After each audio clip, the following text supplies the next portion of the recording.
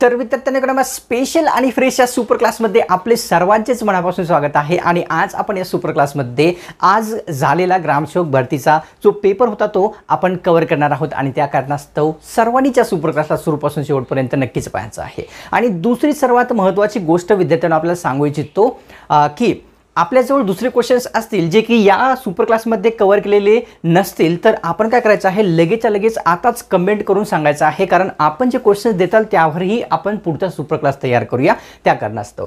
तसेच या सुपर क्लासला काय करायचं आहे विद्यार्थ्यांनो, सुरूपासून शेवटपर्यंत सर्वांनी नक्कीच पाहायचं आहे आणि चॅनलला सबस्क्राइब लगेच करून घ्यायचं आहे, कारण विद्यार्थ्यांनो प्रत्येक जेही पेपर होणार आहे ना समोर तेही आपण कव्हर करणार आहोत आणि महाराष्ट्रातील येणाऱ्या सर्व भरतीचे जेही प्रश्न असतील तेही आपण पाहणार आहोत। त्या कारणास्तव सबस्क्राइब करणं गरजेचे आहे। तसेच विद्यार्थ्यांनो या सुपर क्लासला एक लाईक करून तुमच्यातर्फे थोडासा प्रोत्साहन काय करायचं आहे, आपल्या या चॅनलच्या या सुपर क्लासला दाखवायचं आहे। चला मग आता सुपर क्लासला सुरुवात करूया। सर्वात पहिला जो प्रश्न आहे तो पाहूया। प्रश्न विद्यार्थ्यांनो आपल्याला असा विचारलेला आहे की भारताची सीमा कोणत्या देशाला सर्वात जास्त जुळते ते विचारलेलं आहे। भारत देशाची सीमा विचारलेली आहे, बांगलादेश, भूतान, म्यानमार किंवा पाकिस्तान। तर ऑप्शन क्रमांक किती, 1 बांगलादेशाला जे आहे भारतातील सर्वात जास्त राज्यांची सीमा जुळलेली आहे, म्हणजे सर्वात जास्त किती, तर विद्यार्थ्यांनो या ठिकाणी 4096 किलोमीटर एवढी जी आहे सीमा जुळलेली आहे। कोणकोणत्या राज्याला, तर विद्यार्थ्यांनो पहिलं राज्य आहे आसाम, दुसरं कोणतं आहे, तर दुसरं आहे विद्यार्थ्यांनो या ठिकाणी पश्चिम बंगाल हे एक दुसरं राज्य आहे। आणि त्याच्यानंतर विद्यार्थ्यांनो कोणतं राज्य आहे, त्याच्यानंतर आहे मिझोरम, या राज्याला देखील जुळलेली आहे। आणि त्याच्यानंतर कोणतं आहे विद्यार्थ्यांनो, तर आहे मेघालय हे राज्य। तर या सर्व राज्यांना जुळलेली आहे बांगलादेशाची सीमा किंवा आपली त्यांना जुळलेली आहे। तर घेऊया पुढचा प्रश्न। प्रश्न दुसरा पाहूया। भारताने आतापर्यंत किती वेळा T20 वर्ल्ड कप जिंकलेला आहे। T20 विचारलेला आहे विद्यार्थ्यांनो की किती वेळेस जिंकला, 2 वेळेस, 3 वेळेस, 4 वेळेस किंवा 5 वेळेस। तर ऑप्शन क्रमांक 1 म्हणजेच एकूण 2 वेळा जे आहे T20 वर्ल्ड कप भारत देशाने जिंकलेला आपल्या सर्वांना दिसून येतो। घेऊया पुढचा प्रश्न। प्रश्न तिसरा की कंट्रोल प्लस W कशासाठी वापरले जाते ते विचारलेलं आहे। कंट्रोल प्लस W विचारलेलं आहे आणि याचा प्रत्येक फंक्शनमध्ये, प्रत्येक ब्राउझर म्हणजेच ॲपमध्ये, सॉफ्टवेअरमध्ये अलग अलग प्रकारे इस्तेमाल होतो। तर या ठिकाणी विंडोज चालू ठेवण्यासाठी, विंडो बंद करण्यासाठी, लॅपटॉप स्विच ऑफ करण्यासाठी वापरला जातो का, तर ऑप्शन क्रमांक 2 योग्य आहे। विंडो एखादी खुली असेल तर ती बंद करण्यासाठी ब्राउझिंगच्या वेळेस जो आहे कंट्रोल प्लस Wचा जो आहे वापर केला जात असतो। कोणतेही काम चालू असलेले बंद करण्यासाठी आपण म्हणू शकतो की कंट्रोल प्लस Wचा वापर होत असतो। पाहूया पुढचा प्रश्न। प्रश्न या ठिकाणी चौथा आहे, सत्यशोधक समाजाची स्थापना कोणत्या समाजसुधारकांनी केलेली आहे। हा प्रश्न बऱ्याच वेळेस TCS, IBPS पॅटर्नने विचारलेला आहे। आणि विद्यार्थ्यांनो आपण जे 5000 प्रश्नाची GK क्वेश्चनची PDF बनवलेली आहे ना विद्यार्थ्यांनो, त्या याच्यामध्ये हा प्रश्न आहे आणि आज विचारलेले बरेच सारे प्रश्न आहेत। हे PDF जर आपल्याला हवे असेल ना 149 रुपीजमध्ये आपल्याला ते दिले जात आहे। घेण्यासाठी काय करायचं आहे विद्यार्थ्यांनो, आपल्याला घेण्यासाठीच कॉन्टॅक्ट करा, नाहीतर नाही करायचं आहे। तर या नंबरवर आपल्याला कॉन्टॅक्ट करायचा आहे जर PDF हवे असेल तर या ठिकाणी उत्तर काय आहे, उत्तर ऑप्शन घेऊया, पांडुरंग तर्खडकर, महात्मा फुले, महात्मा गांधी किंवा पंडिता रमाबाई।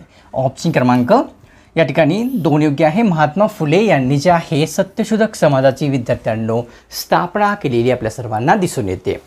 पाहूया पुढचा प्रश्न जो की आहे 5व्या क्रमांकाचा। प्रधानमंत्री उज्ज्वला योजना कोणत्या वर्षी सुरू झालेली आहे। प्रधानमंत्री उज्ज्वला योजना विचारलेली आहे विद्यार्थ्यांनो, ज्या अंतर्गत आपल्याला मोफत जे गॅस आहे ते पुरवले जात असतात स्त्रियांना। तर कोणत्या वर्षी सुरू झाली, 4 मे 2016, 1 मे 2016, 9 मे 2016 किंवा 7 मे 2016। तर ऑप्शन क्रमांक विद्यार्थ्यांनो या ठिकाणी किती योग्य आहे, तर ऑप्शन क्रमांक 2 1 मे 2016 या रोजी जे आहे पंतप्रधान उज्ज्वला योजनेची सुरुवात झालेली दिसून येते। कव्हर करूया पुढचा प्रश्न। पोमोलॉजी या शास्त्रामध्ये कशाचा अभ्यास केला जातो? पेडोलॉजी हे विचारलेलं होतं, ज्यामध्ये विद्यार्थ्यांनो मातीचा अभ्यास केला जात असतो. तर अशाच प्रकारचे कोणकोणत्या शास्त्रामध्ये कोणकोणत्या अभ्यास केला जातो यावरही प्रश्न विचारले जातात TCS IBPS दोन्हीही पॅटर्नकडून. तर या ठिकाणी प्राण्याचा किंवा फळाचा किंवा समुद्राचा. तर ऑप्शन क्रमांक 2 फळाचा अभ्यास पोमोलॉजी या शास्त्रात विद्यार्थ्यांनो केला जात असतो. पाहूया प्रश्न 7वा. IT ॲक्ट 2000 मधील कलम 66F कशाशी संबंधित आहे? पहिलं प्रश्नाला समजून घ्या. IT ॲक्ट 2000 मध्ये विचारलेलं आहे की कलम 66F कशाशी संबंधित आहे? ऑप्शनमध्ये सायबर गुन्हा हा आतंकवाद आहे, सायबर गुन्हा हा आतंकवाद नाही, सायबर गुन्ह्यास प्रोत्साहन किंवा या ठिकाणी वरीलपैकी नाही. तर ऑप्शन क्रमांक 1 काय? सायबर जो आहे, सायबर गुन्हा हा आतंकवाद आहे असे IT ॲक्ट 2000 मध्ये कलम 66 मध्ये प्रसिद्ध करण्यात आलेली आहे, म्हणजेच सांगण्यात आलेली आहे. तर घेऊया पुढचा प्रश्न. तर चला प्रश्न एवढे सापडलेले आहेत. आता आपण पाहूया की पेपरचा स्वरूप कसा होता थोडा विद्यार्थ्यांनो, कारण तुम्हाला ते पण माहीत असणं गरजेचे आहे. तर या ठिकाणी काय काय विचारण्यात आलेलं होतं ते थोडंसं कव्हर करूया. सर्वप्रथम विद्यार्थ्यांनो मी आपल्याला सांगू इच्छितो की 5 व्यक्ती दिल्या होत्या आणि त्यात कुणाचं वजन पहिलं वाढेल असं या ठिकाणी विचारण्यात आलेलं होतं. थोडासा अवघड प्रश्न होता. त्याच्यानंतर विद्यार्थ्यांनो अंकगणितीचे 3 ते 4 प्रश्न विचारलेले होते आणि बुद्धिमत्ता जर आपण पाहिली तर या ठिकाणी आणखी एक प्रश्न विचारलेला होता की 3 महिने दिले होते आणि त्यांनी 3 महिन्यात कोणत्या दिवशी आणि किती वेळा आपलं स्थान बदललं असा एक प्रश्न होता. त्याच्यानंतर आपण पाहिलं तर विद्यार्थ्यांनो वाक्यातील चुकीचा भाग ओळखण्यासाठी असे काही प्रश्न होते. समानार्थी शब्द यावर जो आहे विद्यार्थ्यांनो 2 प्रश्न विचारलेले होते मराठी व्याकरणमध्ये, इंग्लिशमध्ये नाही, ग्रामरमध्ये नाही, तर मराठी व्याकरणमध्ये. त्याच्यानंतर आपण पाहूया की काय विचारलेलं होतं. तर आपल्यासमोर दिसून येते की काही प्रश्न डीपमध्ये होते ज्याचे उत्तर नॉर्मली आपल्याला थोडंसं कनेक्ट करायला वेळ लागत होता असा. तर या ठिकाणी विद्यार्थ्यांनो प्रत्येक जिल्ह्यावर आज जे आहे 1 ते 2 प्रश्न विचारलेले होते, जास्त नाही, 2 प्रश्न.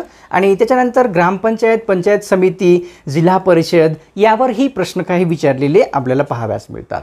IT ॲक्ट जे आपण पाहिला की कलम 66F कशाशी संबंधित आहे याच्यावरही हाच प्रश्न पडलेला होता, याच्यावर नाही, IT ॲक्ट 2000 वर पडलेला कलम 66F कशाशी संबंधित आहे हा प्रश्न आहे. आता विद्यार्थ्यांनो आपल्याला सांगू इच्छितो की आपण जर इतर शिफ्ट दिलेली असेल, आपला शिफ्ट क्रमांक आणि आपल्याकडे क्वेश्चन्स असतील ते पण नक्कीच कमेंट करा, कारण आपल्यावर पुढचा सुपरक्लास आपण त्या क्वेश्चन्सवर बनवूया आणि सर्वांना सांगूया की कोणते जे प्रश्न आहेत ते क्वेश्चन्स आहेत आलेले होते एक्झाममध्ये. तसेच विद्यार्थ्यांनो आता काय करायचं आहे, चॅनलला तुम्ही जर नवीन आला असाल तर काय करायचं आहे, लगेच या चॅनलला आपल्याला सबस्क्राईब करून घ्यायचं आहे, एकदम फ्री असते. सबस्क्राईब केल्याने काय होईल की पुढची सुपरक्लास आपल्या चॅनलवर जेव्हा कधी अपलोड होईल ना त्याचे नोटिफिकेशन अपलोड करता तुमच्या स्मार्टफोनवर, मोबाईलवर सर्वात प्रथम प्राप्त होऊन जाईल. त्या कारणास्तव सबस्क्राईब करणं गरजेचे असते एकदम फ्रीमध्ये. आणि 159ची PDF आपण जर घेऊ इच्छिता विद्यार्थ्यांनो, ज्यामध्ये 5000+ क्वेश्चन्स आहेत. हे क्वेश्चन्स विद्यार्थ्यांनो 6 महिन्याच्या कठोर प्रयत्नातून तयार करण्यात आलेले आहेत. जर PDF पाहिजे असेल तर आपल्याला काय करायचं आहे, या मोबाईल नंबरवर विद्यार्थ्यांनो कॉन्टॅक्ट करायचा आहे. क्वेश्चन्स पाहिजे असेल, PDF पाहिजे असेल विद्यार्थ्यांना तरच आपल्याला कॉन्टॅक्ट करायचा आहे, कारण तो त्याचसाठी नंबर आपल्यासाठी देण्यात आलेला आहे.